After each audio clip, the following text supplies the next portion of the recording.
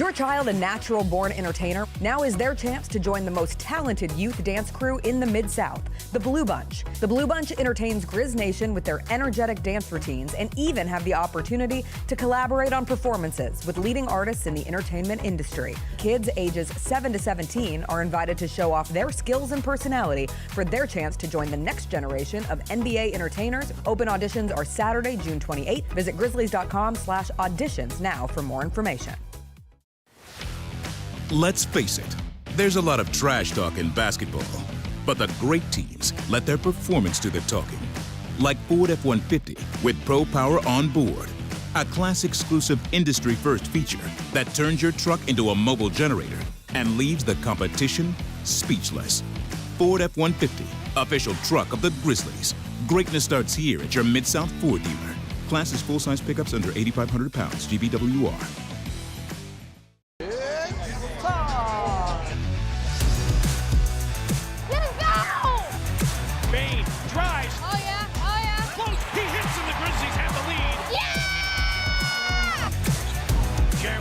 Good defense! Durant attacking, spinning, hanging, and hitting! Let's go!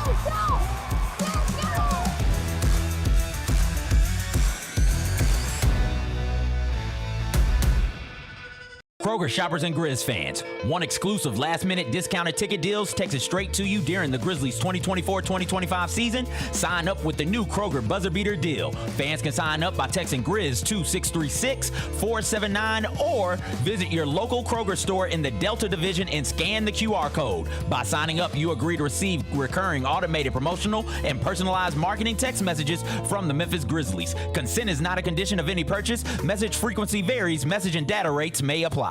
Sonic Radio. Welcome back to Sonic RNDIO. That spells radio with me, the CIO. This just in, the new Sonic $1.99 menu lets you build a crave-worthy meal for just $1.99 an item. Whether that's a creamy shake, crispy tots, or a quarter-pound double cheeseburger. This just out. Ostriches. They're mean, not very cute, and in my opinion, way too big for a bird. Don't miss the Sonic Fun 99 menu. 5 items, always $1.99. Live free, eat Sonic. Tax not included. See menu for details. Are you ready? Creed. By overwhelming demand, the Summer of '99 tour returns. July 27th, FedEx Forum. With very special guest, Daughtry. And Mammoth. Tickets on sale now at livenation.com. Don't miss Creed with Daughtry and Mammoth. The Summer of '99 tour. The First Ladies of FedEx Forum, the Grizz Girls, are known across the NBA for setting the standard for professional dance and entertainment, and they are looking for dancers to join their team for the 2025-2026 season. With the chance to gain professional dance experience and connect with the Memphis community, auditioning for the Grizz Girls is an opportunity you do not want to miss. Come show up at Open Call Auditions Saturday, July 26th at the Memphis Sports and Events Center.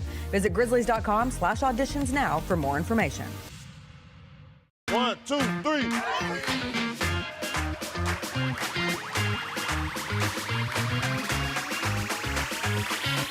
Ready, go.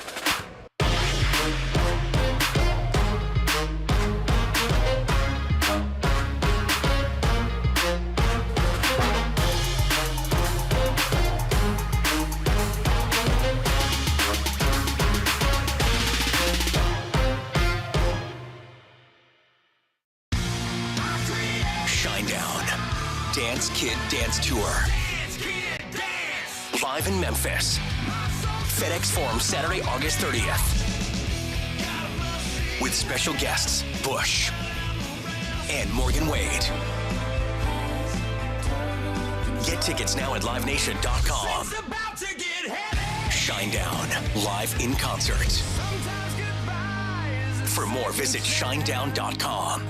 Jalen Wells is in studio right now. You took on tough, if not the toughest defensive assignment. When did you realize that would be your role? And that's what I was working towards since training camp. I was trying to guard Dez. I was trying to guard Ja whenever I could, even if they're blowing by me, overpowering me. I really didn't care, because I was a rookie. So it's like, that's what's going to happen to a rookie. The Gary Parrish Show, live on weekdays at 10 a.m. on YouTube at Grind City Media and the official Grind City Media app. Live from downtown Memphis, this is the Chris Vernon Show on YouTube at Grind City Media and the official Grind City Media app. Now, here's your host, Chris Vernon.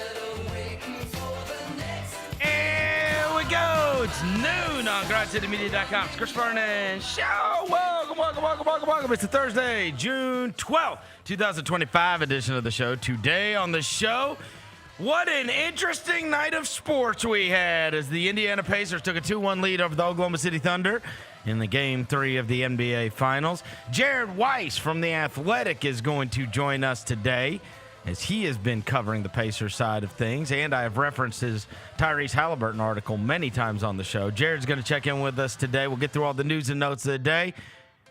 It's a Thursday. It's nice outside. Smile. Let's do it. Turn it up!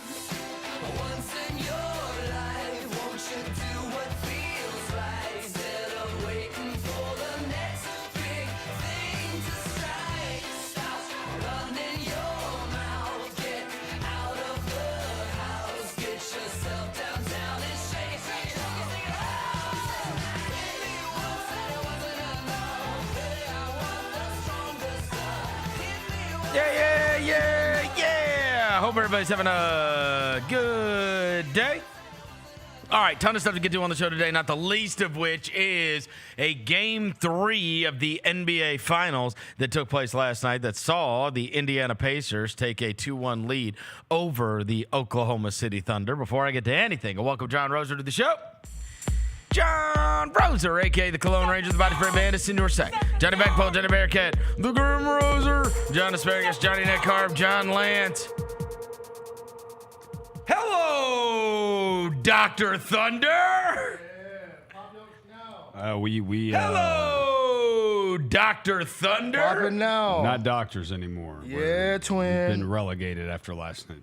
Nurse Thunder. Hello, Dr. Thunder. Yeah. Zoom in. Zoom that camera, Zoom in. Zoom that camera, Jalen. Zoom in. You should have gone over there and had a conference with Gary Parrish this morning. That could have been butt buddies. Yeah, and you guys could have talked your way out of all that talky talk you guys have been doing. Yeah. And you could do the fence riding. You know, the Pacers might actually have a chance this time. They're still minus 435 according to Vegas. According to Vegas, I mean, they're still supposed to win the thing. They're still supposed to win. Yeah. According to Vegas, I still think they're going to win, but the Pacers can do this. I mean, look, I've been talking out of the side of my neck a lot, but that's all jokes. That's all jokes, because the worst thing that could happen is me being wrong. And so, honestly, the 3 most frustrated times of my life, I hate to continue the last show, but old Big Mouth's gonna do it! Yeah. Old Big Mouth's gonna do it! Yeah. Bennett, 3 times I've probably been most frustrated. Last night, when my Kamala sign got taken, and when everybody around here decided not to get their 9th booster. Those would be the 3 times that I was most frustrated. The only thing I can say is, I always compare everything to golf. If I give you an analogy, it's like you and your buddies are playing golf, right? And then one takes his golf clubs and sticks it in your ass. Yeah!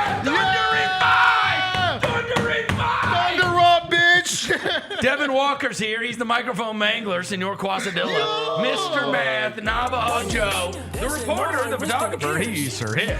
He's Walker 93. Yeah! Oh, big mouth going. Thunder these nuts, Gary. I got a gift for you. Hold on. Thunder these nuts. Let's go.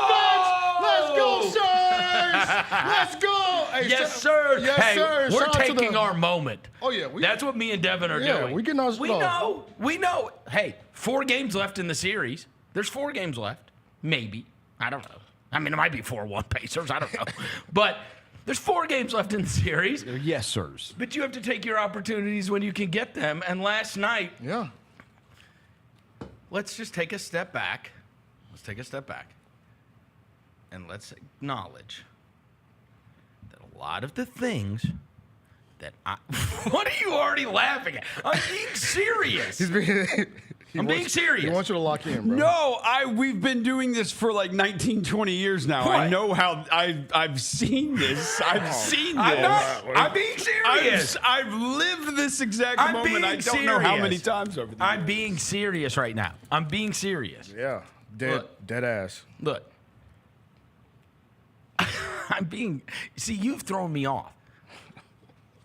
I'm going to talk about this in a logical way after we got to have our brief celebration. Okay?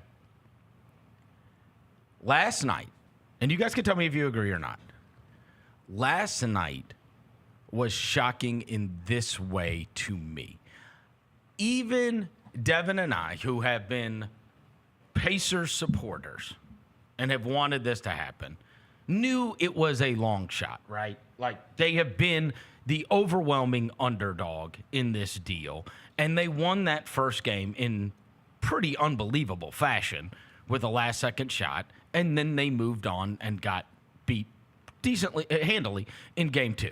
So last night, you knew Game Bridge was going to be lit. You know that Game 3 has been an issue for Oklahoma City. It wasn't even an issue here, right? Like the first home game that you get, especially in the finals over 25 years or whatever it was, since they've last had a finals game. Yeah, all that stuff.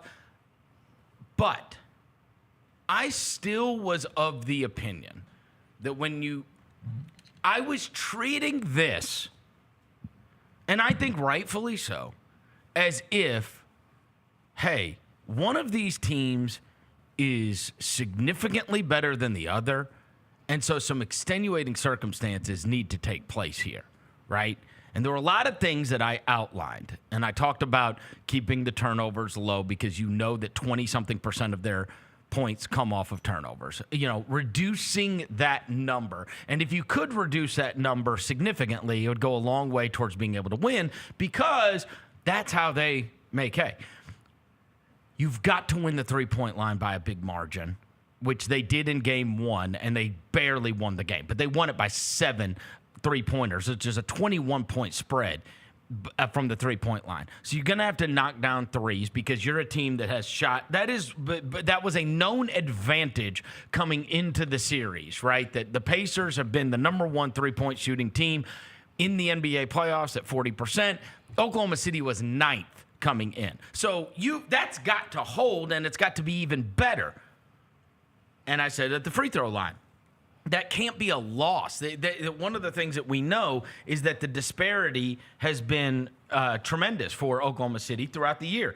Their team, they've got one guy that goes to the line a lot, but the free throw differential has been something they lose all the time.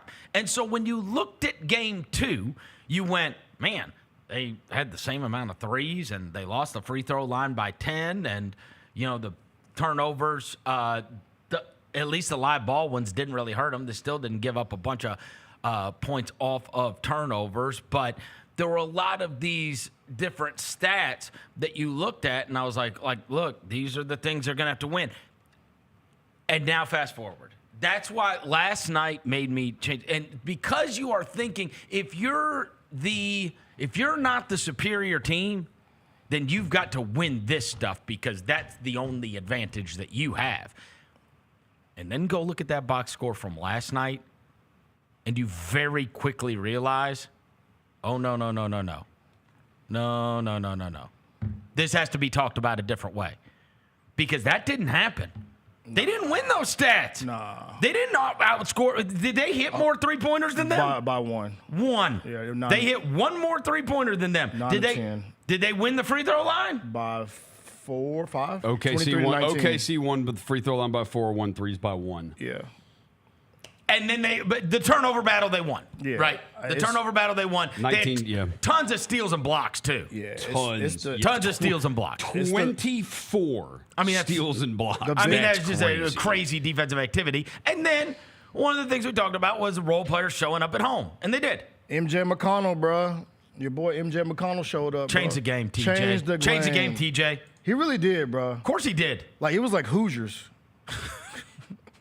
Throwing the ball off of people, stealing inbound. Dude. They were going, like, yo, am I watching Hoosiers right now? Stealing inbounds passes and throwing it off of people is the best. That gets people riled up. Oh, bro. my God. It's just 100% all hustle. All hustle. All hustle. Did you see the NBA poster today? It was like scrappy. It was like scrappy. So it was like 3 words, crappy, intense. TJ McConnell. I'm like, of course. Oh, Horace, where is it at? I'm going to find it. Just see if you can find it. It was like 3 words to describe him. I was like, of course y'all describe him that way. He was hooping, bro. Your boy was hooping. And Ben Mathurin. Oh boy. I mean, you go into the line. Do you remember when Lonnie Walker did this? You remember? Yeah. And it was like Lonnie Walker. Remember? Wasn't that the finals? I remember when Lonnie. Yeah, it was Lonnie the finals, Walker and it was like, yeah. Whoa. Most points off the bench since Jason Terry. Is that Most right? points off the bench in the NBA Finals game since Benedict Mathurin also. 2011. Benedict Mathurin also became the 5th player aged 22 or younger in the last 25 years to score 25 or more in the finals. He was hooping, bro. The 5th player. The other 4 to do it: LeBron James, Tony Parker, Kawhi Leonard, and Kobe Bryant. Oh, that's a crazy list. That's like that meme. And Ben Mathurin. That's like that meme, and it's like guys that have averaged 14.5 points and 6.5 rebounds and 5.5 assists and 2.5 steals in their first 5 seasons in the NBA. And then it's like Magic, LeBron, Bird, Thaddeus Young. right, yeah. No Thaddeus Young slander over here, man. I got it, but I mean, it is one. Thaddeus Young smart, bro. Like when you name it, anytime you do something like that, and you are like amongst the all-time greats. But it does speak to how unbelievable that was last night. They got them boys tired, man, and it's making them play a lot of iso ball. Like we look at the Thunder as a team, we usually watch them. We watch them play here. The best they are is when they can swing. When you come off SGA, I got the numbers for game 1, 13 assists. That's when they got beat. Game 2, when they beat them, 25 assists. Last night, 16 assists as a team. Wow. So they're getting them in the game where they playing a lot of iso ball, where it's just like, all right, stand around and watch, instead of playing like Thunder basketball where everybody's moving around. And also, how many times did you see them like when SGA? Because sometimes he'll get the ball, and even on the wing, and then he'll be like deliberate about it. Like he takes his time getting to it, and they would bring the double late. Yep. Right? They'd bring the double late, and he caught a foul or two on a couple of those. Oh no, he was. But they ran that double late in the possession, and so now it's like, no, you don't get to drive and kick. The one where he was so selfish last night. The one where he was selfish. Turn on him. Selfish and lazy. Selfish and lazy last night. You're not rooting for the more fun team either. Yeah, you don't get to do this. You're not rooting for the more fun team. No, but I get to speak honest about it. How jealous are you that you're not getting to root for the Pacers right now? It's so much more. Devin, wouldn't you agree? It's so much more fun being a Pacers fan right now. It really is. Brother, you ain't got shirts like this. This is so fun. Shout out to the Pacers team shot hooking us up. Let's go. This is so much fun. We serve the pace. We serve the pace. Oh, he got the notebook? What is this weekend? All I wrote down about Game 3 last night. I wrote. I'm a sack of crap. SGA, selfish and lazy. Wow. So, Dear Diary, he had a baseline fadeaway where he walked down to that baseline. Dear Diary, yes, SGA, Dear Diary. Who was selfish and lazy. Selfish and lazy last night. And I didn't like his outfit either. He had a baseline fadeaway. He had a baseline fadeaway since he loves to patent his game after Kobe so much. Kobe would always do the fadeaway into the dump-off pass. Had a baseline fadeaway. Chet Holmgren cuts baseline right underneath the basket. This is third quarter sometime. Yeah. And it's there. And instead, he shoots the ball. Oh, imagine. He looked off a 160-pound 7-footer instead of Shaq. Exactly. Sorry, Roser. Who was getting put into the third row? He was sitting in Terry Crew's lap. Miles Turner was like, get your little string bean ass out the paint. Wide open underneath the basket. Tomato chest. Tomato chest. Boom. He was tomato chest. Boom. Get some creatine. Boom. Chet was not bad last night. Chet was good. But he was outside of the in transition. Yeah, the 3-point line. In transition. He couldn't make a shot at the 3-point line. In transition. The one thing you hate, the foul baiting. He did that. On the 4th foul he got on Nembhard, bro, that was just a beat. What are you doing? You had Chet wide open on that too. Well, and instead you just tried to... He lost and you trust made in him. And he then, lost trust in him. He no, said, the biggest BS one ever was the 1.5 minute left, that long 2 that he took, and then lazy back on defense. Lazy. They threw it up the court to Siakam. He takes the lazy reach at Siakam. It's 110-104, and Siakam lays it in, makes it 112-104. I saw weakness. Selfish and lazy. If you're the MVP, you will respond. He did the thing all of our coaches tell us not to do, Verno. Yeah. When you see a player get on their knees and hold their shorts, he did I that. see weakness. I saw weakness. 3.5 minutes left in the game. Dave not called timeout, and he's the only dude on the court huddled over. Hey, you know, if Oklahoma City reels off 3 in a row, this show's for sure getting deleted. Oh yeah, for sure. I'm not letting this one stand. Yeah, Luke. No I know way. you're leaving, Luke, but look, just bookmark this. If they get bust up, delete this show from the archives. But for now, we're gonna pop it. We're popping. Yes, sir. And look, I'm going to tell you something. The series is decided on Friday night. Oh, yeah. It's decided on Friday night. Last night, I do feel like it was, well, you don't want to say must win for the Pacers, but certainly we knew to have any prayer in this series, they needed to at least split their home games, right? But I do feel like tomorrow is an absolute must-win for Oklahoma City, right? I think so too. I think in a way, I do. I think in a. Tell me if I'm crazy. There's there's a couple of reasons too. We've seen 2 of these games go down to the wire, and they don't go Oklahoma City's way because they tighten up and they play one-on-one ball. The other thing one-on-one ball. One-on-one So ball. the other thing it. would be is that I think Oklahoma City, if they're going to win this series, they need to reel off 3 in a row. I know Game 7 would technically be on their home court, but nothing gets tighter than a Game 7 at the end. And I would not want to play that Pacers team in a Game 7. Hold on now. You don't think they have the mental fortitude? You don't think they have the guts and balls? The gunshin? They might. No girth? Ain't no girth in Oklahoma City, Roser? They ain't got no girth. Well, they do have Girth Brooks. They do have Girth Brooks. They got Girth Brooks. Wait, Roser, you look a little nervous. Hey, you sound like Gary Perry. Gary Perry. According to Vegas, there's still a minus 435 to win the series. I haven't shouted off the Vegas stuff. I don't buy into that narrative. I don't buy into that narrative. You sound like him.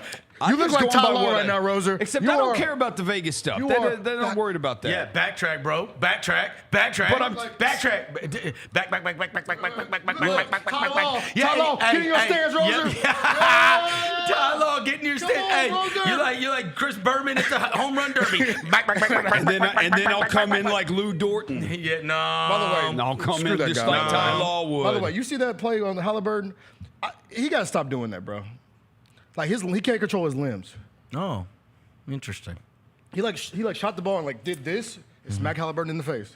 Did you see? Like, what are we doing? How have we gotten this far into the program and not talked about? Forget the first half where TJ set the entire Gainbridge Fieldhouse on fire. Man, he was okay. Forget about that. I love to see that. Let's set that aside, and let's talk about the white-on-white scrappy crime that took place on the baseline where Caruso threw it in and TJ jumped up and snatched it in midair. Bro, that dude is amazing. Right bro. after the play before, he took some terrible shots, bro. Was it after he missed a layup? Dude, yes, because he had, the highlight was there because he hit SGA with that. Oh, I know. Yeah. Then he missed the layup, then got it to Nimhard. He shot it, then he said, look, give me that, like Spider-Man. Shout out MJ McConnell, hilarious. Man. He had them. Like it was hilarious. They were like, yo. Save that. They love that more than anything. They were Save that, Jalen. Save that. Him shouting out TJ McConnell. Yeah, MJ McConnell, bro. Hey, we're rooting for him. That's my guy, man. Look, I mess with him and not Reggie Miller, bro. I mess with MJ McConnell. Well, man. I had the unks. You went viral. Yeah, the Reggie You went fans. viral last night for making fun of Reggie Miller's outfit with the hoodie. And the hoodie and the jersey, his own jersey, and then no, that was Mark Jackson's jersey. Oh, Mark Jackson. Oh, and then tucked into the front. Yeah, tucked into the front with like the Marshall's belt. Like I know there was an era when you could tuck your jersey in. Yeah. If you got a big belt buckle, right? Okay. He had the Marshall's joint on, like the J.C. Penney's belt. Okay. And that's where I was like, you didn't like it. You can do the hoodie and the jersey. You can, but you can't tuck it, bro. It's a Mitchell and Ness jersey, bro. Like you can't. You disparaging the jersey if you tucking the joint in your pants. And so. You feel like the weakest fit of all time. The Unks got very mad at you. Yeah, the Unks didn't appreciate that, bro. Even Michael Redd came after me last night. Michael Redd? Yeah. Where is he? Shout out like Oscar Robertson wasn't a fan. Oscar Robertson did not like the fit either, bro. And freaking little mini Ben Simmons next to him too. That's his son. That's his son, Roger. Oh, it's mini Ben Simmons. Okay. Yeah, that might be the weakest fit of all. Also, another red flag. Wait, what did Michael Redd say to you? He said, Reggie has nothing to prove to anyone. Wow. I mean, that could still say his fit's weak, bro. Wow. He can still have a weak fit. Like, also. Where is Michael Redd? Did you click on his thing? Yeah. What is he doing now? NBA All-Star turned investor. Investor? Changing the game in sports tech. Co-founder of 22 Ventures. What is that? Do they do crypto? They probably do crypto. Everybody like does AR. crypto. Who knows? All right, so we got Michael Redd pissed off, huh? Yeah, but that was the most Indiana fit of all time, bro. Also, what made it worse, because you could do the hoodie and the jersey, but he rolled up the hoodie sleeves. You can't trust nobody that rolls up their hoodie sleeves. I'm actually anybody that wears a hoodie and rolls up their sleeves is a maniac. Roser, could you tell was the hoodie he was wearing in motion? Reggie Miller, it might be. Like, Reggie Miller does not strike me as somebody who cares about his fit. So, Roser, he had some straight leg jeans on with it, with the little paint on it. So I'm pretty sure he cared about that. Would you say the majority of the responses were negative for you making fun of his outfit? Oh no, people were with me. A lot of people were with me. Oh, they were. Like probably like you would say 80% were like, yo. You'd say it's 80-20. They were like, that was a very disgusting fit, bro. They were like, that was nasty. They're like, but the older generation was like, perturbed. Man, get off Reggie. They didn't like that you They said, let him cook. Let him cook. I mean, bro. Let him cook. Nah, just don't. You know what? They win the finals. When the Pacers win the finals.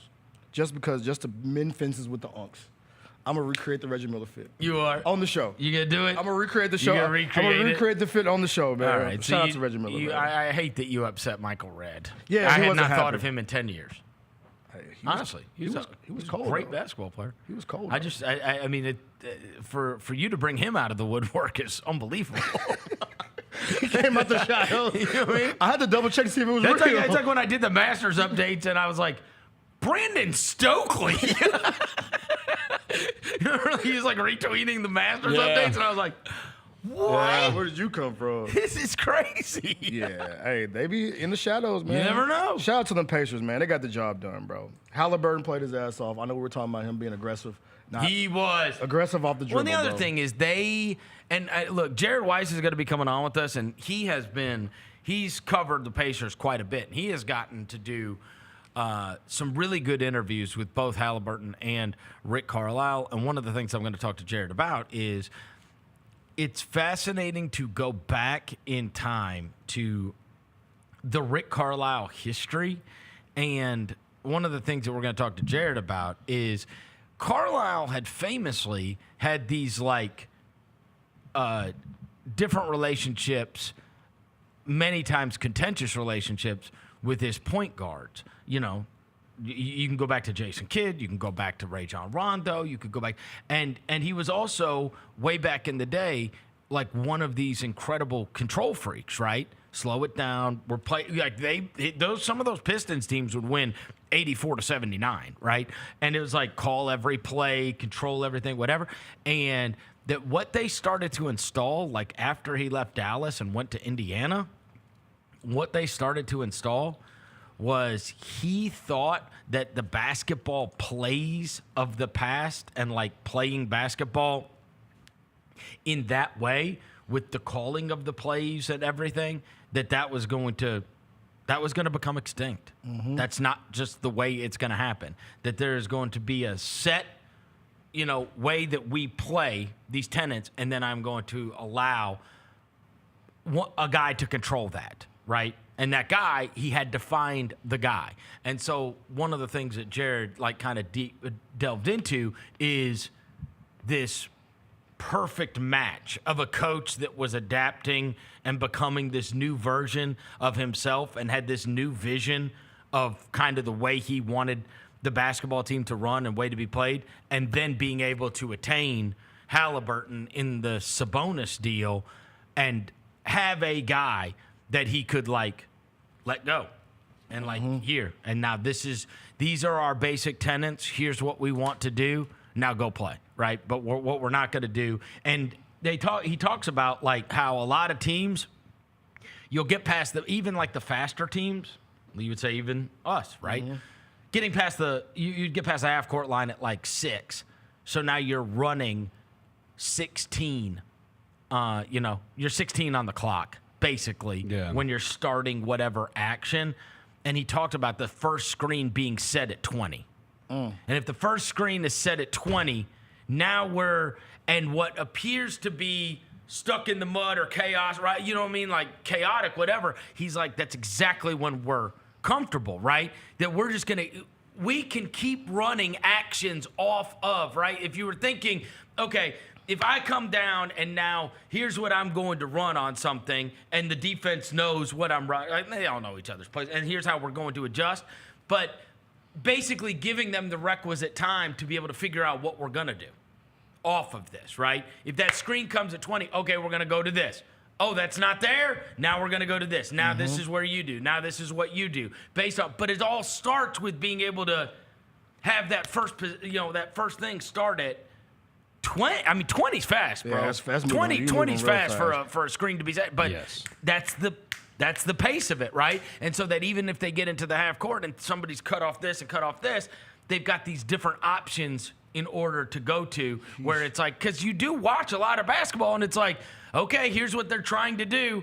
Okay, that didn't work. Now maybe it's a kick out in a late 3, or maybe it's right. You see teams get stuck on maybe a second action.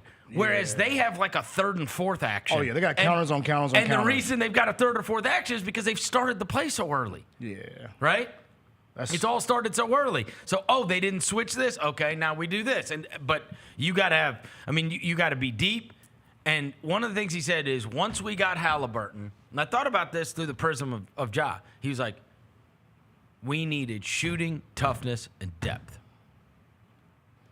We have the guy that can orchestrate all of this. We need shooting, we need toughness, we need depth. That's what him and the GM Kevin Pritchard thought. And it's when you get one of these rare guys that can actually make everything go and truly make your teammates better, right? There are a lot of outstanding individual basketball players, but how many truly make the guys they play with them better? Yeah. And, Carlisle's had so much experience with so many different kinds of guys, right? Yeah. From all the way from Jason Kidd to when he won the championship in 11, all the way to Luka, his final time in his final years in Dallas before he ends up going to Indiana. It's crazy how much he's evolved too, bro. He's been around so many different eras of players, and even in 2025, he's still coaching circles around somebody in the NBA Finals. Well, and it's crazy because you see his evolution as a coach, and you have the most free-flowing team, right? You have the most free-flowing team now from a guy that once upon a time called everything and wanted control of everything. And so, anyways, I got super interested reading about that. Jared Weiss from The Athletic wrote about it and about how this Carlisle evolution and kind of this match that he's got with Haliburton. And I think we've got him right now. Jared Weiss from The Athletic. What timing? Yo! Hey! Thanks for coming on, brother. Great to be here with you. You're wearing my favorite shirt today. I love it. All right. So let me ask you first. Jared Weiss's initial thoughts on what he watched last night, Game 3 between the Pacers and the Thunder. I mean, this was Rick Carlisle figuring it out.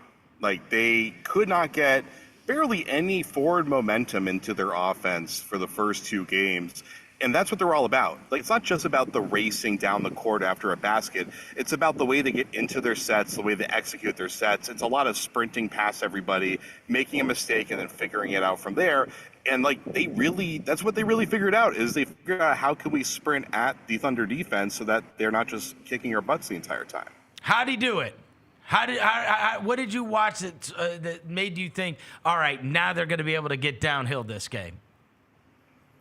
Well, I'm doing a film breakdown right now on The Athletic, but all right, I'll give you guys a little bit of a preview. It starts with the way that they run into an action, which isn't, most teams, they kind of like run to the floor or they run down the floor. They kind of like, you'll see them kind of like hit the brakes and stop. And when you hit a stop sign and you feel that little kind of oomph of like the car kind of like stopping and jerking back and forth before you go forward. Most teams do that. The Pacers, when they're at their best, they don't do that. Like, they're kind of just like gliding into everything. And we just saw so many times they knew the personnel on the floor, how they wanted to attack it. I think Isaiah Hartenstein was kind of the real key to their offensive attack because they knew he was going to be sitting back far off of all those pick and rolls. And so whenever they saw him up towards the top, they would just sprint into the pick and roll. And that would create such a big opening for Haliburton that he was able to take pretty much any shot that he wanted. Right. So the whole trick is, and there was, what did you make of it when you were listening to people do the whole, Haliburton's got to do more, Haliburton's got to be more aggressive? Like, he was getting the superstar treatment, especially after Game 2 from the media. Yeah, it was kind of a bit 50-50. Like, you can't just be aggressive by just being aggressive. It's not like you just put your head down and you run full steam ahead, because then you're just going to run into a brick wall and you're going to turn the ball over and over. And so for him, his aggression had to be that he had to be more determined to take a shot that he had, as opposed to trying to pass out of it early in the game. And just going back and looking at the tape between the first quarter of Game 3 and the first quarter of Game 2, in Game 2, he would kind of hit his spots where he could kind of like really dig in and go for a floater or something like that. He would just kind of accept that was too much work and pass it off, because he was trying to get everybody involved. In Game 3, he was like, all right, this is my time. I'm going for my shot. And once he started doing that, everything opened up. And, every single star ball handler in the NBA, they're all told, be aggressive hunting your shot, because when you're aggressive hunting your shot, they have to change their defense, and that's what opens things up for everybody else. Yeah, and you could tell rather early in that game, right? Like, I mean, that he was trying to get it. I've read quotes with him before about trying to get 2 feet into the paint. That's how he judges how he played within the course of a game. And so now I'm constantly watching, like, how often is he able to get 2 feet in the paint so that he can collapse his defense and either he's shooting that floater, he took a 3, he takes a deep 3. It's all like in this attempt to try to keep them honest, like, because if they don't think he's going to shoot it all and they think they can just throw Lou Dort on him and he's going to stand over in the corner, that's a huge win for Oklahoma City, right? Exactly. And for him, he's got, what makes him interesting is that he wants to get to 12 feet out, and then he's going to pop a floater. He's not necessarily going to get all the way to the rim most of the time. It's really that floater that makes him so dangerous. And most defenses are built to give up that shot. Yep. And so that's what's really tricky for guarding Indiana, is they're really good at most of the shots you want to give up. And when you get to the postseason, teams are happy to take those long twos offensively just because it's so hard to get a bucket. And we saw that the Pacers were more than willing to hit a lot of those shots that Mathurin was able to hit, where he kind of drives just his chest open into the defenders and picks up his dribble from 8 feet out, and he gets fouled and he puts up a floater. Siakam obviously is great at that. Turner's great at that. And Turner, Carlisle said after the game that Turner was really struggling with illness. And Turner missed a lot of really, really easy looks that are kind of right in his bag that Haliburton set him up for. So they didn't even really get a good game out of Turner, and he can deliver a lot more for them if he gets if he gets healthy. All right, tell me about writing this story and doing the research and getting the quotes about kind of this, not only the evolution of Carlisle and how much he has changed as a coach over the course of the past 20 years, but then kind of how him adapting to this version of the NBA and him changing then became a perfect fit for this point guard that they were able to trade for in Haliburton? It's funny, I had this interview I did with Rick like 3 years ago, and it was right before they traded for Haliburton. I went to do a story on Miles Turner and Domas Sabonis and if they could make that front court work, and they answered that question pretty soon thereafter by trading Sabonis for Haliburton.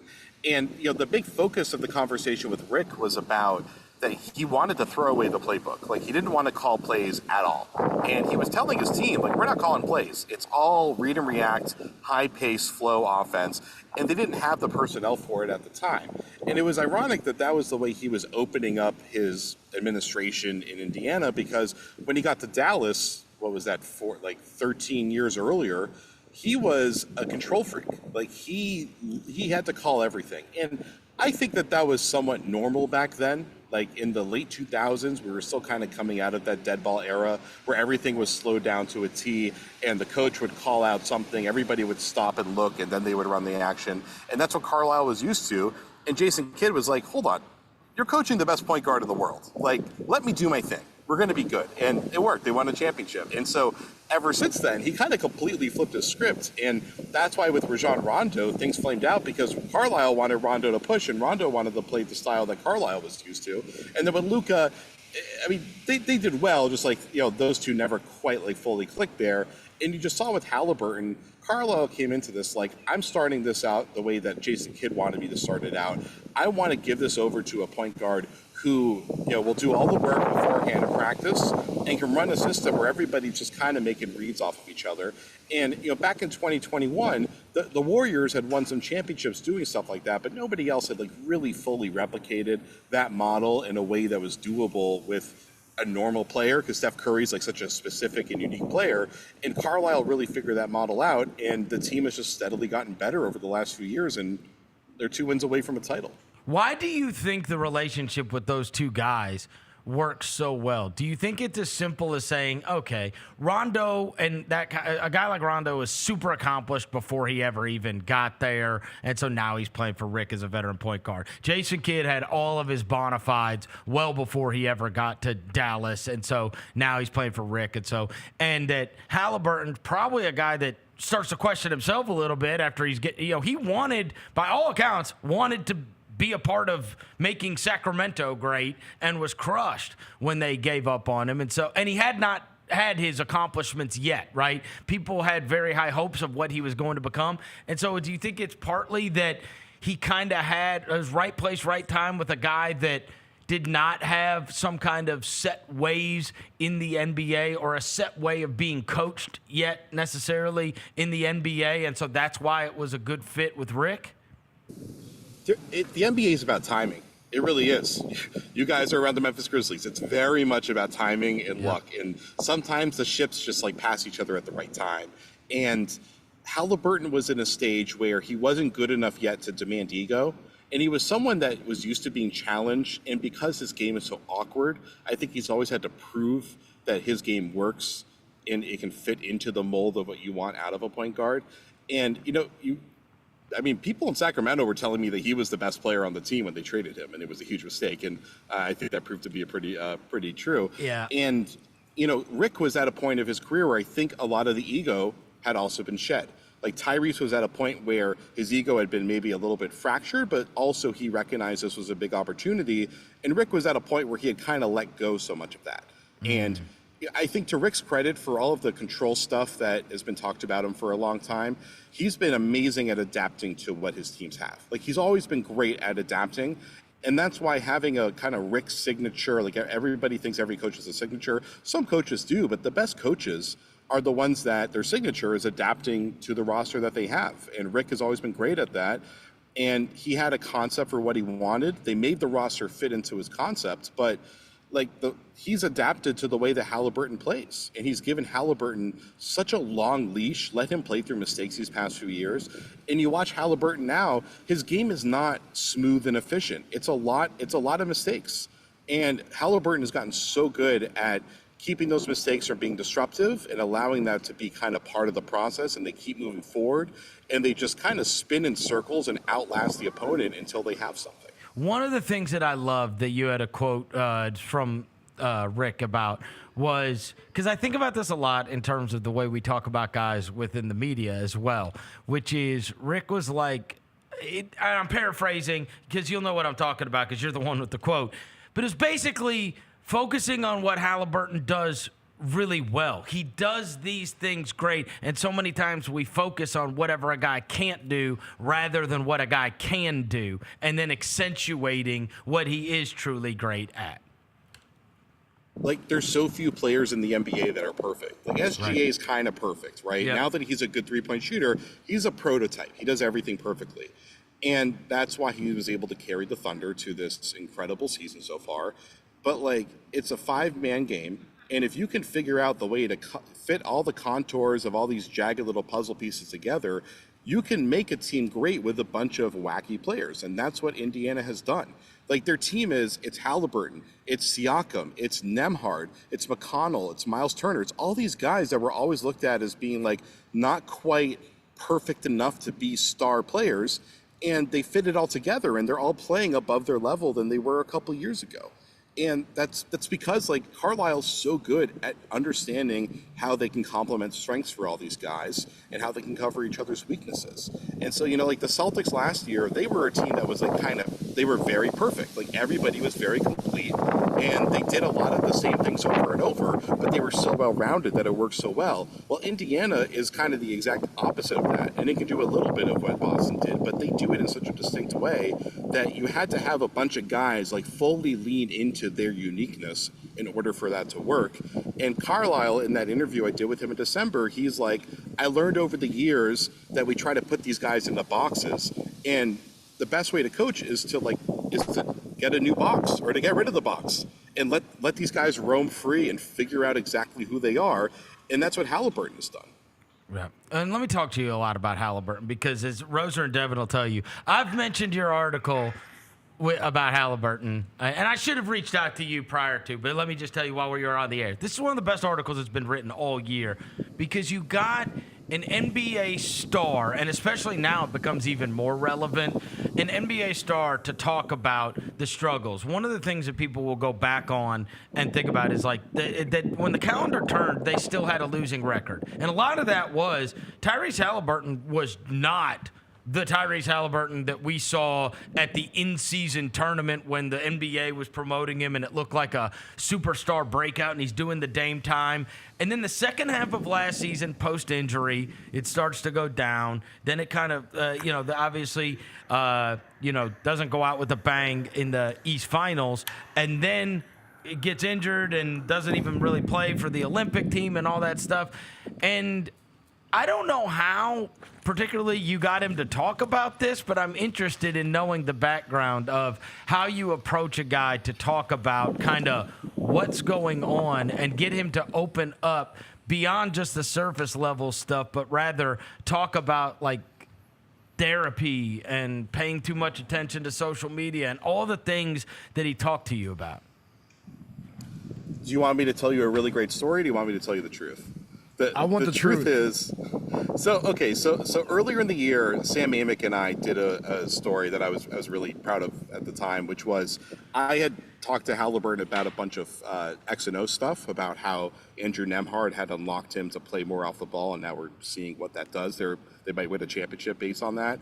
And Amick had talked to him about some of the struggles that he was having early on. And we were like, you know what, we're both working on a story. Let's combine it. And so we combined the stories. It came out really well. And Tyrese had opened up about how the talk had caused him to doubt himself. At the time, I thought that was really revelatory. But he didn't really talk much about like actual mental health struggles. He was more like, I was just dealing with doubt. And then cut to, I'm talking to him in late April, and I'm doing a totally different story. We were doing a story on his trainer, Drew Hanlon, has this collection of stars, and they have this very unique kind of system where they all talk trash to each other, and they're all competing with each other. And it was a story about how people think the NBA is so friendly, but these guys are actually kind of competing against each other in a different way that's almost competing harder than ever before. And at the end of the interview, one thing I've learned over the years is you always ask them, is there anything else you want to talk about? Is there anyone else I should talk to? And he's like, I haven't really talked to anybody about my mental health struggles I had this year. And I was like, oh, do go on. And we just got into a very honest conversation about what it's like dealing with pressure in the spotlight and doubt and all that kind of stuff. And he just opened up so much. And I opened up to him about the things that I've struggled with too, which, not quite the same spotlight that he has. He's a little bit more famous than I am, but I am on the Vernon show, so I guess I'm doing pretty well now. And, I thought I'd hear something. Come on. And he was, I guess I caught him at the right time, and I built up enough rapport with him that he was happy to talk about it. And the way that he talked about it was with so much comfort. Like, he was very confident and comfortable opening up about it. And I think he is generally that way. But I think that came from a place of that he felt like it was really behind him. And you're seeing it now. He's had so many games where he had a bad game, and then he hits one of the great game-winning shots we've ever seen. And he's done it multiple times now. And so I think Tyrese has really shown his resiliency throughout this year. And it's not just the Pacers are pulling off an upset. It's that the Pacers were bad and their star player was bad for several months to start the season. And I can't think of a champion I remember seeing that came out of nowhere like this, except for like maybe a few of like the great teams who were expected to compete and were underperforming. But the Pacers have just completely come out of nowhere, not just from like last season, but even from like December of this year. The thing that stuck out to me, and Jared, here, we cover a team that's been incredibly young over the last 3 years. And one of the things you notice is the game ends and everybody's got their phone immediately, right? And when you're writing that article and Haliburton is talking about reading his mentions all the time and it gets to the point where he doesn't even want to look into the mirror, like, guys just don't talk like that. They just don't. They don't. Like, everybody is going through that. And your rookie season, Jaren Jackson was in here with us at one point, and he said, your rookie season, it's amazing. It's amazing, right? Everything you do is great. Nothing you do is terrible. Everybody loves you. Everything's a highlight. Everything's great. He goes, and then the years go on, and now all of a sudden, now your mentions start looking a lot different, right? And it's like now everything, there's an expectation that you have. And so, but that's kind of because he was past it, that he's willing to talk about it as well. But I can't help but think about these guys that are these young millionaires, and yet here they are, and a guy like Haliburton is saying, I'm looking down at my phone, and like, yeah, it's not people he knows. It's anonymous people, but it bothers him, and he was willing to tell you it bothered me and affected me as a basketball player. I thought that was surprising, honestly. Well, more importantly, it affected him as a human. Like, it caused him to have mental health issues. It wasn't just performance issues. And I think it was a good example of how, because these people are so exposed now, it's harder and harder and harder to separate your public identity from your private identity, because you always have access to the criticism to you. And even when you want to be private to a certain degree through your social channels, if you want to express yourself as an individual off the court, you're still going to be met with people criticizing you for your work job. And so it's kind of impossible to have that true work-life balance unless you completely get off the internet. And Tyrese is like kind of very proudly one of those people that takes fuel from the internet. And so he had to get away from it, and now he's back to it. I mean, he was on his phone before the game the other night, I remember. So, like, I think the fact that, people have to avoid triggers sometimes when it's causing them anxiety or depression, and for him to be able to actually confront it and be in control of it again, I think is a really impressive feat. Learning to be able to compartmentalize it, like what to put value in, right? It happens to me. Like, people want me to get fired every single day, and every once in a while it gets to me. But usually when I see that, I look at it as either they don't fully understand, or they're stuck in their biases, or they're just angry. And usually it's pretty easy to write it off, and I get positive feedback from the people I need it from to feel confident in myself. And Tyrese talked a lot about that, and like sometimes you're in a rut, and you're in a moment of self-doubt, and none of it can protect you from taking it all seriously. And that's just kind of natural. It's how humans are. I will say one of the other things that stood out to me from the article was you had mentioned that whole Hanlon article that you had done. about how these guys are kind of on a group text. They obviously don't know each other, whatever. But there's a stanza about how even, I believe it was this playoffs, you could correct me if I'm wrong, but in this playoffs, Haliburton was like, had one of those games that was bad, and he was getting killed everywhere. And Joel Embiid and Jason Tatum both showed up in his text, supporting him, telling him to be aggressive, telling him to shoot. That was this year, right? Joel Embiid was texting with him during the playoffs. It wasn't JT. I think people kind of mix up all those. Gotcha. But yeah, he was, I think this is somewhat common for some of these guys, so like they're texting with their friends. But with that group specifically, it's like all these guys who are MVPs and superstars, guys that are being tasked with leading their teams to championships. So they all can kind of relate to the right. A lot, and especially with a lot of criticism that's been attached to all three of them, right? Yeah. Joel's very familiar. Yeah. And so he's kind of found a brother in that, right? To like, hey, this guy probably needs to hear some encouraging words.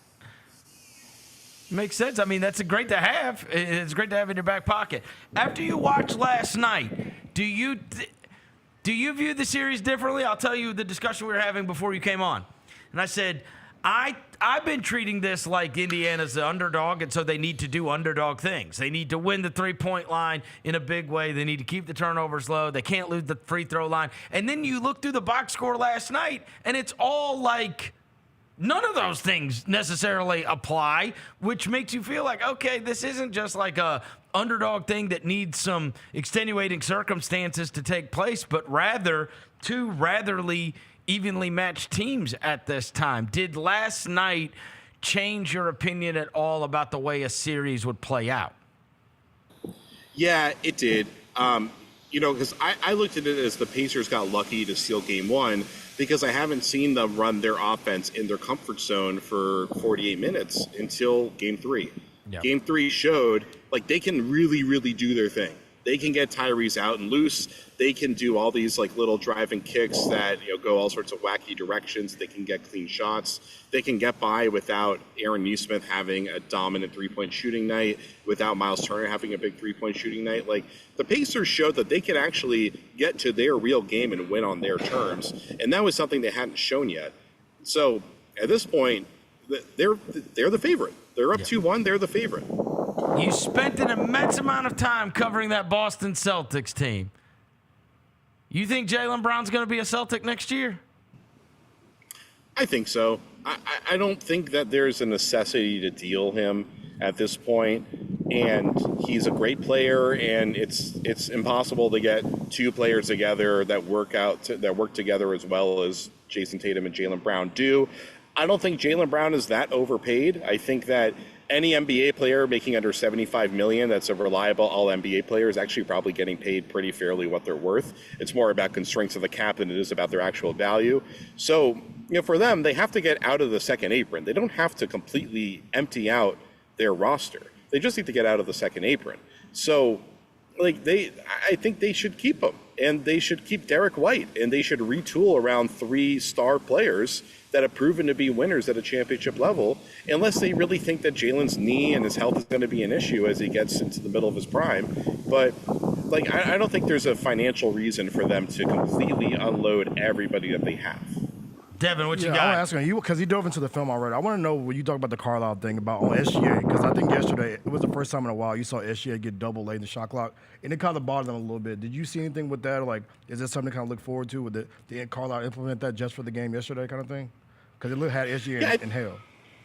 I think their point of attack defenders were a little bit better, kind of pushing SGA to where they wanted him to start the actions. They were pressuring him, and they were just kind of corralling him into weird spots that disrupted his rhythm. And obviously SGA is the guy that has the ultimate rhythm, where you can never fully knock him off tempo. But if you can start their sets from different spots than they want, or from different timing than they want, then that does give you an advantage, because SGA and J-Dub are the only guys on that offense that are really, really smooth and in command of their handles. So I think they did a good job of just not letting SGA get any sort of comfort zone. And like they didn't foul him 100 times, which probably is helpful. But the Pacers are definitely struggling with whenever they let any of these Thunder ball handlers get to like any sort of crossover inside the 3-point arc, they get completely crossed up like they've never seen anybody hit a crossover before. So there's like the outside point of attack, like the outside the arc point of attack was pretty good, but that kind of middle range where you can try to redirect a drive, that has not been looking good for Indiana. But the rim protection's been solid. Last thing before we get you out of here, where would you rank T.J. McConnell and the greatest players of all time? And Benedict Mathurin. And Benedict Mathurin. Explain Benedict Mathurin, actually. Oh, okay. Roser's got a question for you. Explain, because he's actually the one who doesn't seem to like he's the one who could just say, you know what, screw the passing. He's kind of there. Like, I'm just going to do my thing He's kind of their Kuminga. Yeah. He doesn't care. In that way. He doesn't care about the passing thing. Yeah. He, great to see you, by the way. Okay, first off with TJ, I get really annoyed when people have these whole MJ versus LeBron debates and they don't bring up TJ at all. It's like, are we going to be serious as a society or what? We do too. Yes. Secondly, glad we're speaking truth to power here. Secondly, Mathurin it's funny, there's been so much talk the whole season about how the Pacers are going to trade Mathurin during the offseason because he doesn't fit with their team. And again, Rick Carlisle will find a way to make these guys fit together and accentuate their strengths. The problem with Mathurin is that he's not consistent yet. And he's very early in his career. He was hurt the first year of his career. He hasn't gotten a ton of reps. He was out for the postseason last year. He's going to be good. The question is, can you fit his style into a team that needs to flow? And I think that sometimes you need a guy like him who is just going to be able to like a guy that could just like actually win at point of attack, beat somebody off the dribble, muscle through somebody. Like they don't have enough of that in Indiana, and so it gives them that option. They just need to, if they're going to be, I was going to say if they're going to be better, they might win the championship. So I guess what is there to say? He's going to get better. I think they probably should keep him at this point. Look, we all think that Rick Carlisle's unbelievable. I think what I gather the more we talk to you and the more I've read these articles, that the more time you spend with him and the more you talk to him, just from reading what you've written over the course of the past year, the more time you spend with him, the more time you think about what he does. And then I'm sure as you've watched these game films, you just keep getting a greater and greater respect for how good he truly is. He's a one-of-a-kind coach. There's a few coaches that you can define them by certain things. I think Rick is kind of hard to define.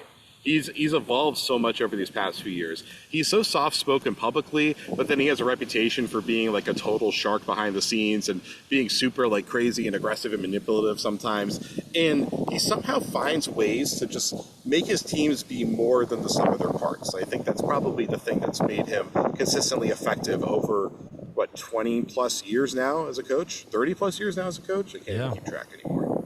All right. Are you at a park? Yeah, like are you outside? So Vernon hits me up while I'm walking out of yoga, being like, "Hey, can you jump on this?" Now Roser's gonna be going crazy. Let's go. He's found a fellow yogi. Yeah. Hey, are you gonna be at Summer League? Yes, sir. You want to get some find yoga a yoga class. Gotta find a yoga wants to find a yogi studio with you now. I hit some hot yoga. I did a headstand for the first time in my life today. I was feeling good. Vernon hits me up. I'm like, all right, I can do this. I cannot do a headstand. Cannot do it. Well, it was against the wall, to be fair. I couldn't do that for real. But it was fun. You can all do it. You'll figure it out. And so Vernon hits me. I'm like, I need to find a picnic table somewhere as fast as possible where I can put my computer down. Unfortunately, we've been getting like 30-mile-per-hour winds in this park out of nowhere, so you probably saw my computer fall over at some point. My glasses flew away. So my glasses are somewhere behind me, hopefully. There's a river right behind me. Hopefully they're still here. So, yeah. Sometimes you got to improvise in life, but when Vernon calls, you got to answer. Oh, my man. It looks pretty outside. Look, these articles have been absolutely great, and I can't wait to watch the film breakdown that you guys are going to do. Jared, we'll see you within a month for sure, because we'll be out there at Vegas as well, and you and Roser can go do hot yoga together. I own Half Pigeon. Listen to it. I own Half Pigeon. Jared, we'll talk to you soon. Thanks, brother. I love you, boys. See All ya. right, man. Jared Weiss from The Athletic That's joining crazy. us on the show. found a phone Roser yogi. found a He brother. found a brother, A yogi brother. That's crazy. Y'all Unbelievable. going to yoga together is crazy. I found a screenshot for you. You know who else is going to go with you if I get him out there at the same time? Who? Jacoby. Oh, Dude, I had a guy hit me up last week. Here, I'll tell you And where. Jenna will join us too. I'm gonna tell you where the place is because I'm gonna find this real quick because this is hilarious. I got a DM from a guy that said that I needed to reach out to Jacoby. You remember when Jacoby came here last year? Jacoby, I can't remember when that was. It was Jerry that hit me up. And he said, please let Jacoby know that when he comes back to Memphis to take a yoga class, it's on the house to help him with the Knicks loss. This is after the Knicks lost that's to the tough. Pacers. And he said, he took a yoga class from me when he visited Memphis, played him some Jay-Z and everything, and I can confirm he's the sweatiest person to ever sweat. It's Jamarca Green. It's a yoga studio that's downtown. Okay, bet. You don't go there, Rosa? So there's Weiss. Sauna.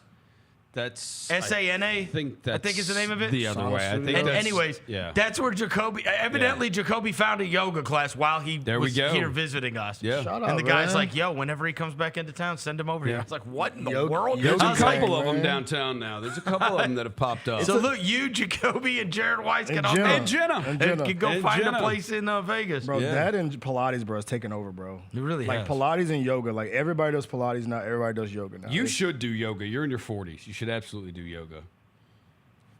Yeah, you should do it. Why are you looking like that? You're in your 40s. You don't wanna do yoga, bro? It's good to do. It's good for you. Look at that face. Deep stretching. I'm not kidding. This is hilarious. I had a Pilates back in the day. There was a Pilates DVD. Like I'm talking. This is probably 20-something years ago when it first came out. I don't know if you remember this, but Daisy Fuentes was on the infomercial for Windsor Pilates. Was the name of it. Daisy Fuentes. And I had this DVD, and I would do this. I'll never forget the first time I ever did it. It had this thing, and she's like, and I did the beginner one. And then there was this moment where you're laying on your back, and she's like, now lift your head up off the ground. And then she has you lift so your head and your legs are both up off the ground. Bro, my whole belly starts shaking. I was like, I can't. And she's like, just breathe deep. I'm like, my legs have been on the ground for 30 seconds, lady. And you're just I was holding like, with what your are you talking- forearms. You're just holding with your forearms. Yeah, like that's straight. You got to use your. Yeah. No. I can't do I'm that. saying on your back. He's on his back, holding his head Almost up like a V. Oh, yeah. But she's just steady talking as the video's going. She's like, okay, now breathe deep, whatever. I'm like, You know how freaking strong your core has to be. I caved out 30 seconds ago, lady. Yes. So now I'm just watching. Yeah. You gotta get loosen them bones up, bro. You know That's how what I'm saying? strong your core has to be. It's crazy. You gotta tighten that core, bro. By the way, your boy TJ McConnell, they're calling him the Michael Jordan of Michael Dellavedovas. No, Matthew Dellavedovas. What did I say? Michael Dellavedovas. Put some respect on his name, too. My bad. Deli the GOAT. Deli the GOAT. Shout out to the short, scrappy dudes. But I have a screenshot, Verno, of the moment when we knew the Thunder lost. Look at them boys. Look at SGA. That's the timeout. 3:34. Look at Caruso, That's the bro. timeout. SGA is the worst right there. Caruso at least still has his head up. Game ain't in Utah, boys. That ain't Utah. No. Let's It go. ain't Utah. It feels like it. The way they run up and down the court. There wasn't a brother in the crowd besides Reggie and So Oscar. they should have felt right at home. Terry Crews. Terry Crews was there drinking all that milk, boy. They said drinking that milk in the Indy, man. They said Edgerrin James was there too. Where? Yeah, Edgerrin Where? James. He was up in a suite. Edgerrin James was there. Hey, why not? I haven't seen Edgerrin James in 20 years. All right, why not invite Tyler Hansbrough for Game 4? Why not? Tyler Hansbrough. Bro, I'm telling you, OKC, I texted y'all this. I'm not going to say it out loud. Those shirts were the weakest playoff shirts in history. You didn't like them, bro. But this is Indiana. I was rooting for them, but I'm like, This bro, is Indiana, you bro. had to overcome terrible This is playoff Indiana. shirts. That's terrible. But this is Indiana. That's almost, Verno, this is this close from being worse than Memphis. Mem this is better because we can make a joke out of that. We at least made that a joke. We made that a joke. Mem this. But This Is Indiana is probably one. What if they did For the Eye? Oh. So, like this year. That reminds me, this year, we did obviously For the M. Oh, that is so trash. Bro, this is not the first time we did For the M like 2 years ago. Why does also, it say but? Yeah, why? Like who said it wasn't Indiana? But this is Indiana. What like? Yeah, what's the first part? Yeah, like who said the first part? Yeah, it's 1-1. But this is Indiana. Oh. Yeah, it's 2-2 or 2-1. But this is Indiana. I don't know. We know this is Indiana, bro. We see the crowd. I just don't understand the but. We see the crowd, bro. That is Indiana. But this is Indiana. This is Indiana. Maybe it's Did somebody say differently? Maybe it's a misprint. Is this Salt Lake City? No. But this is Indiana. Maybe it's a misprint. It's supposed to have 2 T's. What's wrong with him? Boo! I thought that was good. Boo! Come on. Tomatoes. Tomato. Take him off the screen, Jalen. Take him off the screen, Jalen. Get him out of here, This bro. guy sucks. This guy sucks. Oh, this guy sucks. That was so trash. That was so trash. Boo, Dr. Thunder, you suck. All right, take a break. We'll back into this Chris Vernon Show. Last week, I gave you the update about my son Kevin in terms of having to choose. Has he made the decision? He picked Tennessee State. Oh, my heart, Mike. The next day, we got an email from the director of Tuskegee's program laying out everything that they were going to be doing, and he flip-flopped. There we go. He flip-flopped. So he's going to be going down to Tuskegee. Get all of your HBCU sports and culture news by tuning in to HBCU Huddle with CJ Hurt and Mike Wallace. New episodes drop every Thursday on grindcitymedia.com, YouTube, and Spotify. Shinedown. Dance Kid Dance Tour. Live in Memphis. FedEx Forum Saturday, August 30th. With special guests, Bush and Morgan Wade. Get tickets now at livenation.com. Shinedown, live in concert. For more, visit shinedown.com. 1, 2, 3.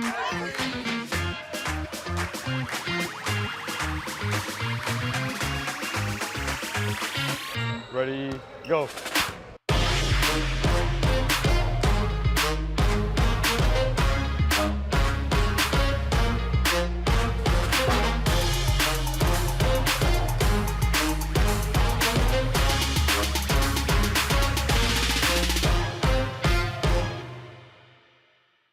You've seen the Grizz line jamming on the court and rocking out on Beale Street, and this is your chance to join the best drum line in the NBA. Grizz line entertains Grizz Nation at home games and events in the Mid-South through their impressive techniques and energetic shows. If you have experience in drumming and marching and love entertaining, Grizz line is the perfect opportunity for you to combine percussion and performance. Open auditions are Saturday, August 9th at FedEx Forum. Sign up today by visiting grizzlies.com/auditions. Creed. By overwhelming demand, the Summer of '99 tour returns. July 27th, FedEx Forum. With very special guest, Daughtry. And Mammoth. Tickets on sale now at livenation.com. Don't miss Creed with Daughtry and Mammoth. The Summer of '99 tour. Catch us if you can at Southland Casino Hotel and win your share of up to $1.8 million in free play and prizes. Join us for drawings every Saturday in May, June, and July. Each month, over 900 winners will take home free play or drive off in a new car or motorcycle. Be there for all 6 grand finale drawings and try to catch us if you can, only at Southland Casino Hotel. Must be 21 up. Play responsibly. For help quitting, call 800-522-4700. Kroger shoppers and Grizz fans, one exclusive last-minute discounted ticket deals takes it straight to you during the Grizzlies 2024-2025 season. Sign up with the new Kroger Buzzer Beater deal. Fans can sign up by texting Grizz to 636-479 or visit your local Kroger store in the Delta Division and scan the QR code. By signing up, you agree to receive recurring automated promotional and personalized marketing text messages from the Memphis Grizzlies. Consent is not a condition of any purchase. Message frequency varies. Message and data rates may apply.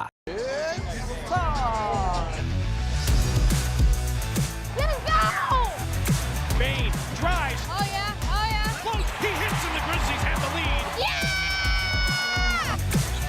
Jaron with a knock-in. Good defense. Durant attacking, spinning, hanging, and hitting. Let's go, go. Let's go.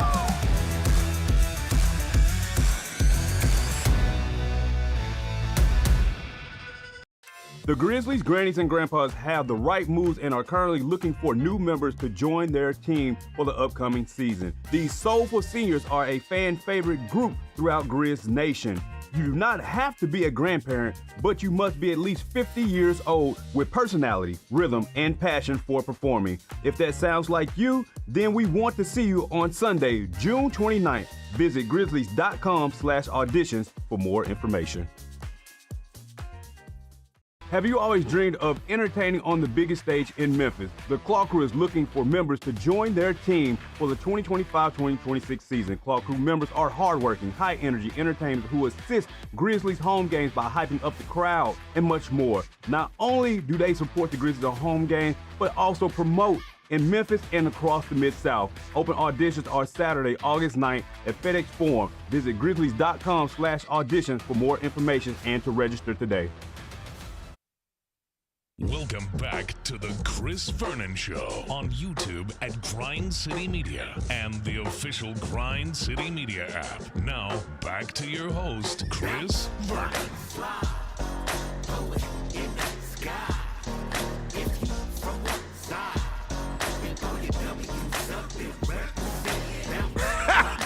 Gary said he's going to be in our next tomorrow, bro. Hey. You mess with the bull, you get the horns, bro. Right. He's in here calling us Big Mouth over here. Yeah, but this is Indiana. But this is Indiana. But this is Indiana. But this is All right, Indiana. he found out about the shirts. Jalen said he found out why it says, but this is Indiana. Is it like a line from... 49 states, it's just basketball, but this is Indiana. Oh, when they won the conference. So this is like they won't rook us, take that for data. We just took our coach's amazing inspirational quote. Yeah, but they didn't really do a good job of explaining why they did it. Play it again. He didn't really say it with enough emphasis. Yeah, I mean, Rick Carlisle is not exactly... 49 states, it's just basketball, but this is Indiana. Oh, in 49 states, it's just basketball. Oh, but this is Indiana. It's not just basketball. But it's life. This is Indiana. Yeah, he's not exactly like, Yeah, I'm not the greatest orator. Yeah, that was not Hoosiers level to me, bro. No. Shout out Hoosiers, man. I had a lot of Hoosiers moments last night. That crowd was so Hoosiers. Rick Carlisle, I will say this on his behalf, not only an amazing coach, whenever he comes here and then throughout the year, he has been outside of Memphis, and I'm not talking like celebrity-wise, not like the big and riches of the world and the ones that we right. Like all those kind of guys. He has been the one of the most outspoken, unbelievable supporters of St. Jude for the last 30 years. Absolutely has. Huge. Yes. Yeah. Massive supporter of St. Jude. Yeah. Rick Carlisle, I mean, he wears the pin. I remember being at one of his post-game press conferences, and he was asked about an officiating thing, and he was like, if I just wanted to give away $25,000, I'm just good. I'd rather write a check to St. Jude. Yeah, he does. I mean, he's been, and that has been a thing, because I guess we've had him at least 3 different teams, right? I mean, from Detroit. No, it was Indiana. No. I'm saying Detroit, Dallas, and Indiana, but I'm saying he has been here because I mean the Grizzlies came here. He was in Detroit in 2003, so I mean there's 3 different franchises of which he You said 03? Has been with. Well, because they won the title in 04, and that's after they hired Larry Brown. Yeah, they fired. Right? Yeah, and he went A from long Detroit. time, bro. He went from Detroit to Indiana to Dallas, back to Indiana. 03? Yeah. I mean, that's when he was the coach of the Pistons. And then after that, he coached the Pacers, and he was back in Detroit at How the Palace. old is he? Palace. 65. Yeah, 65. He's 65. You said 03, right? Yeah, 03. The number one song in 03 was "In the Club" by 50 Cent. That makes sense. Is that right? And I got one of these. I got one of these memes this morning, and it said, what was it? The number one song.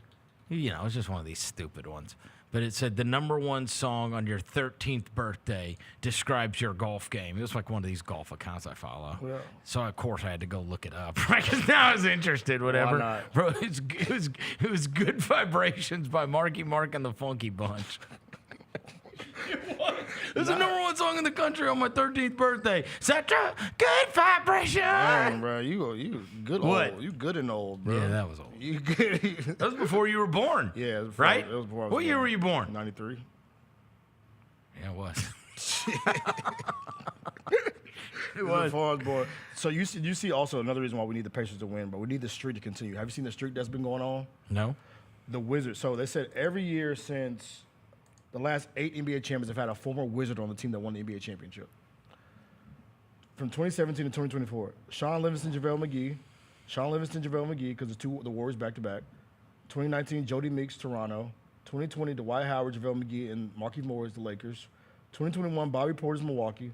2022, Golden State, Cheese, Chris Chioza, Gary Payton, Otto Porter. 2023, Denver won it. Thomas Bryant, Ish Smith, Jeff Green, Caldwell Pope. Last year, Kristaps Porzingis, and this year we have two opportunities: Thomas Bryant and. What is the application? Yeah, what is it? Let's see. A former Wizard has won. A former Wizard has won the NBA championship for 8 straight years. The closest they got to Thomas Bryant and who? Thomas Bryant and Quentin Jackson. I don't think he plays. Yeah, but they're the ones that can keep the streak alive. A former Wizard has won. Well, you sure don't think about Porzingis as a Wizard, do you? You really that don't. was a quick stop, really and he was don't. never on TV, so it's like it didn't happen. It was like him and Russ. Yeah, him and Russ together. It's like it didn't happen. Yeah, he killed us though. Huh? He killed us. Yeah. Porzingis did? Yes, with Washington. I remember some freaking one of those afternoon games in Washington, Sunday afternoon. So freaking Porzingis had like 30 against us. I was like, I thought he didn't play. Like he never plays, and killed us. All right, so we've got Edmonton and Florida tonight, and look, we aligned ourselves in rooting for Connor McDavid the other day, and that went horribly wrong in Game 3 because they got smashed by Florida in Game 3. So they need to get this one, man. Like this is the team did go 7 games last year, but the Game 3 was such a debacle, and here's one of the things that I worry about. I guess we're going to see, but the big story that everybody cared about regarding the Stanley Cup, for those that are not paying attention, is this Stuart Skinner, who is the Oilers goalie. It was like, bro, like you gave up that kind of howler to Marchand in the double or in the overtime game, and then you got 6 put on you in the last game. Like, might just want to go ahead and let somebody else get a look or whatever. But Edmonton says they're sticking with them, right? And it says Stuart Skinner is going to have another chance to prove he's Mr. Game 4. The Oilers are starting him, trailing 2-1 in the best of 7 series. He was pulled 3 minutes and 27 seconds into the third period after he gave up 5 goals on 23 shots. I mean, these goalies, man, it's just sometimes, I guess, look, he'll get pulled fast if he gives up too quick or whatever, I'm sure, tonight. But, man, it can really get in their heads, right? Like, it's kind of one way or the other. You get on a streak where it's like nothing is getting past me, and then I've seen it happen before in years that I've rooted for hockey teams where it's like once it gets skittish, it gets skittish. Yeah. And sometimes the floodgates just open. But it goes the other way too, right? Yeah. Like I remember when I was a kid, do you remember that guy Dominic Hasek? And it's like, bro, he just was never going to give up a goal. Yeah. Like, and even Well, like your boy, when y'all won the it's Blues. 5 years ago. It's actually the 5-year anniversary of the Blues winning it. Bennington. Jordan Bennington. Yeah, dude. He got on a hot streak. It was like you weren't scoring on him. I remember that was always You the weren't thing scoring when on the, him. I remember that was always the thing when the Devils, when they won. Brodeur. Martin Brodeur. Dude, Martin Brodeur was a beast in goal. That's my guy right there, boy. Yeah. Number 30. Great jerseys. Great jersey. The Devils. So anyway, they're going to start this Skinner guy, and we're going to see if it gets nasty quick, right? Like, I mean, I guess we'll find out if he could. I mean, usually these guys need to have like the first 5 shots hit their pads in their glove, and like then it's like, okay, I'm locked in, right? But if one of the first couple shots for Florida goes past him tonight, oh God, he's screwed. Yeah, I mean, that's tough. Lowest ticket to get in the game for tonight, $480. Wow. Bro, that's a hot dollar, bro. Golly. Shout out to the Florida Panthers, man. Well, I mean, they're defending champions. Yeah, that's so. true. But I can't even name you a Florida Panther though. Like usually you can name like the best player. Well, Marchand is the one that had the. Marchand's been famous for a long time because he was a Bruin. Okay. Prior to, but anyways, they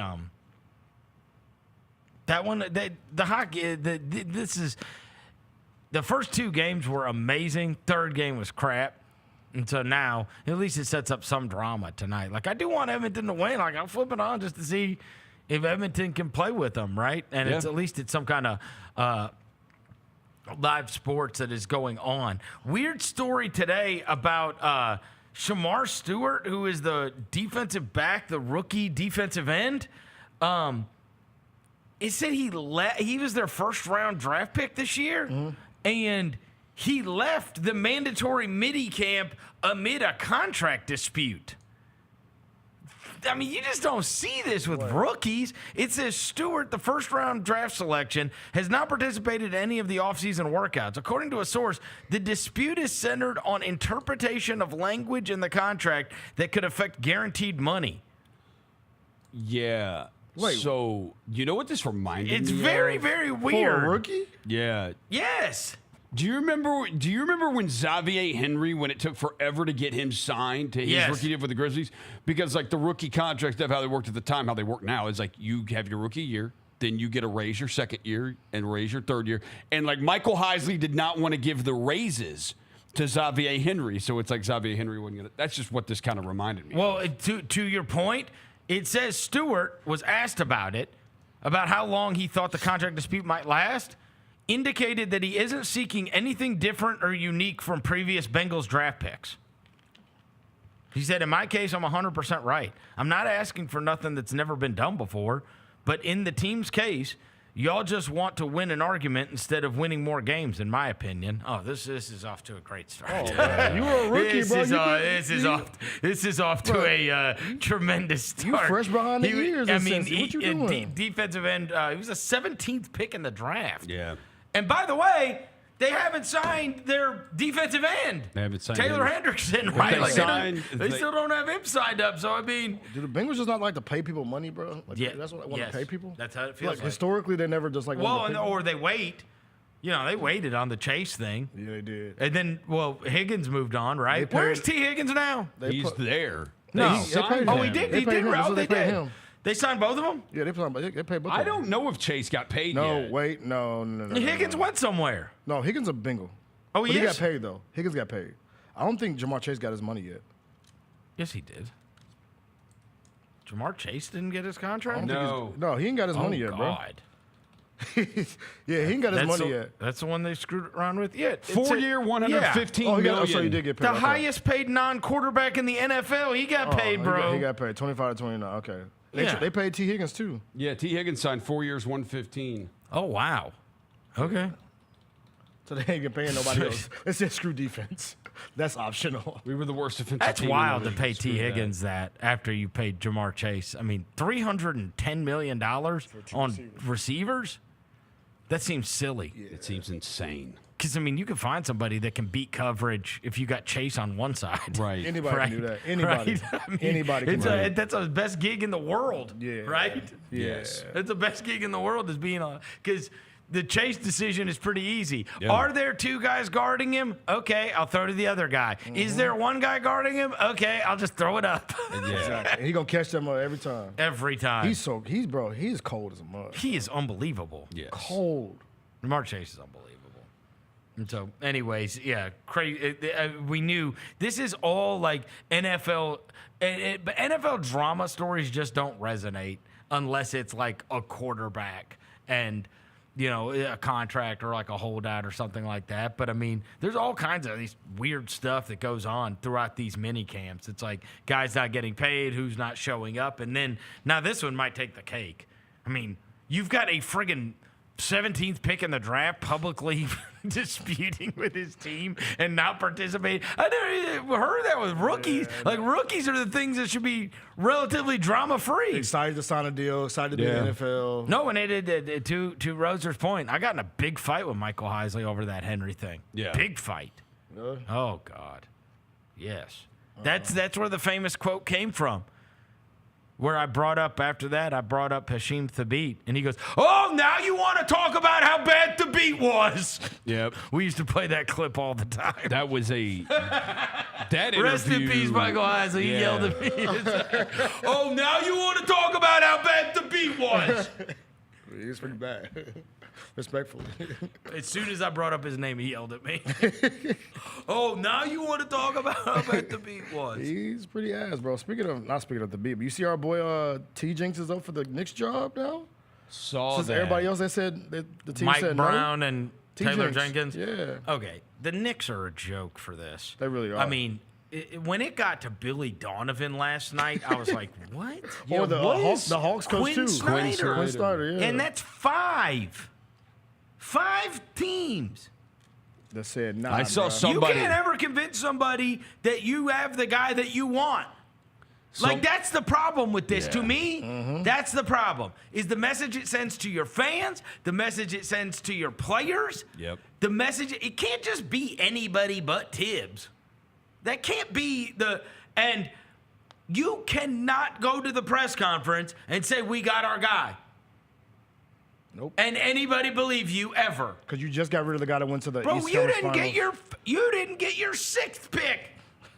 I saw somebody. No, I mean, that's the I don't know how. That's why that's such a mess. Forget the public embarrassment and the PR disaster of it. You've got to think about the press conference you're going to hold and what you're going to tell your players. What kind of message does that send to your franchise? You know? Yeah. Somebody said if the Pacers keep this up, the Knicks are going to ask to talk to Rick Carlisle. They are, bro. It's I will crazy. It's say- crazy y'all didn't have anything lined up if you know you're gonna fire Thibodeau. I just don't know how you can go to your team and to your fan base. I will say, on the Grizzlies' behalf, who knows if they will be right or not. We're very hopeful on Tyrese Haliburton, and we can't judge him on what happened at the end of the year, okay? But I will say, if they would have gone to this offseason and then it becomes very public that they're interviewing this guy and interviewing this guy and interviewing this guy and requesting to talk to this guy and talking to this guy, and then they came back, like, the thing I do respect is they obviously had conviction about who they wanted to coach the team going forward, right? They had conviction after talking to the players, after whatever their evaluation process was. They had conviction about who they wanted to coach the team. If they would have gone through a full coaching search and then settled on Tyrese Haliburton, we would have been like, yeah. Yeah. Bro, you got turned out by everybody, and now you're going to try to sell me that you wanted him? Yeah. Like, bro, you went and tried to get a bunch of other guys, so stop. Stop telling me that's who you wanted. Yeah. Like, that's crazy. But instead, you can rightfully go there and say, I think this is the right guy for the job.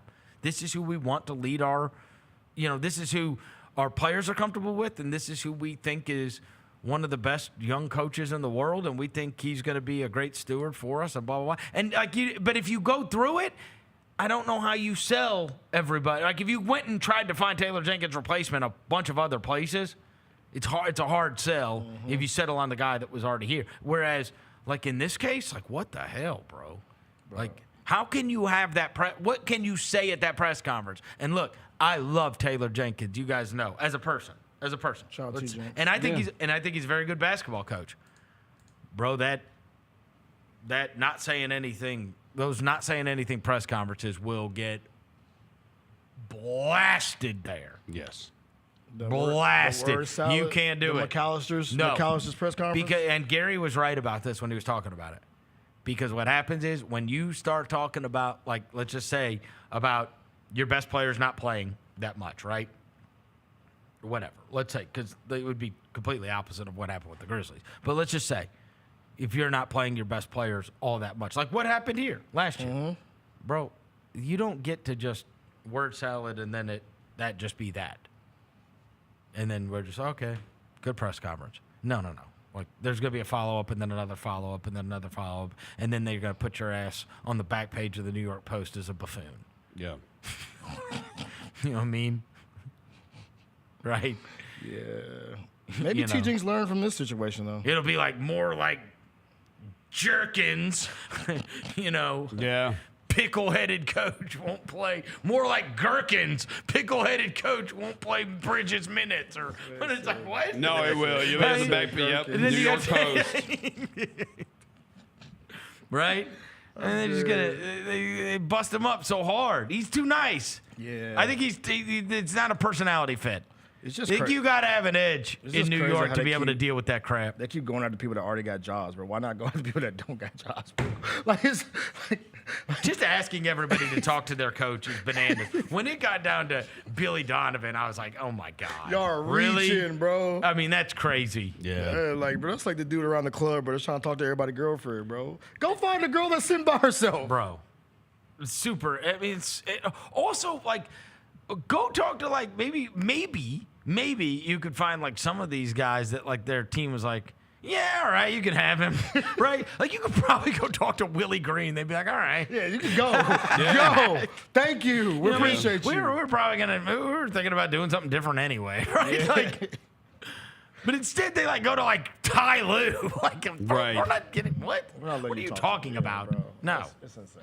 Right? You should talk to some of these guys that, like, people might want to move on from anyway. Exactly. Like, or but don't got jobs. Huh? Or don't got a job. Yeah, I don't understand it. I don't understand that at all. But anyways, maybe they'll find a coach after all. Or maybe they won't. They have to. Maybe they won't.